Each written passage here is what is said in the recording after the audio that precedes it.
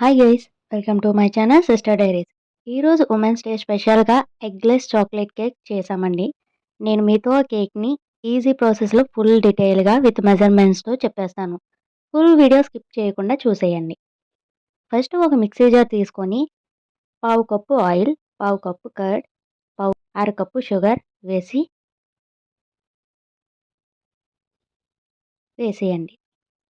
Vanilla essence, ఇది local స్టోర్స్లో ఇవి దొరుకుతాయండి. Half table spoon vanilla essence కూడా వేసేయండి. ఇవి అంతా మిక్స్ చేసి థిక్ కన్సిస్టెన్సీలో వచ్చేటట్టు చూసుకోండి. నేను చూపించినట్టు వస్తుంది. ఇది సైడ్ పెట్టేసేయండి. వేరే ప్లేట్లో సీవ్ ప్లేట్ తీసుకొని అందులో 1 cup maida, 1 teaspoon baking powder, half teaspoon baking soda, చిటికెడు salt, 2 tablespoons cocoa powder వేసి అంతా సీవ్ చేసేయండి. ఇలా చేయడం వల్ల ఎక్కడా లంప్స్ లేకుండా కేకు చాలా బాగా బేక్ అవుతుంది.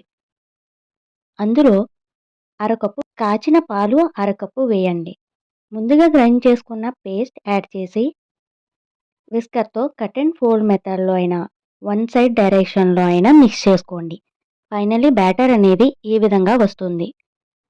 కేక్ పెన్ తీసుకొని అందులో గీ వేసి ఆల్ ఓవర్ మొత్తం పేస్ట్ చేసేయండి. కొంచెం మైదా ప్యాన్ మొత్తం స్ప్రెడ్ అయినట్లు వేసుకోండి. అప్పుడు కేక్ అనేది ప్యాన్కి అంటుకోకుండా ఉంటుంది. ఇదంతా ఎందుకు అనుకునే వాళ్ళు బటర్ పేపర్ లోకల్ స్టోర్లో దొరుకుతాయి, అది కూడా వేసుకున్నా పర్వాలేదు. కేక్ బ్యాటర్ని ప్యాన్లో వేసేసుకోండి. 2-3 టైమ్స్ ట్యాప్ చేయండి. ఏమైనా బబుల్స్ వాయిడ్స్ ఉంటే పోతాయి. స్టవ్ వెలిగించి కుక్కర్ పెట్టి అందులో స్టీల్ స్టాండ్ పెట్టి మీడియం ఫ్లేమ్లో 8 to 10 మినిట్స్ ప్రీ హీట్ చేసేయండి.